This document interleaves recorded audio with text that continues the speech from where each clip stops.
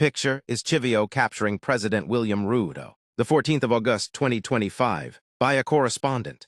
A photograph of controversial Zimbabwean businessman Chivhayo with Kenyan President William Ruto has ignited debate over his visit to Nairobi's State House. Chivhayo, who is known for securing high-value but often controversial government tenders in Zimbabwe, and for his close ties to President Emmerson Mnangagwa, took to Facebook on Monday to boast about the meeting. "Happy Heroes Day from my second home, Kenya," he wrote.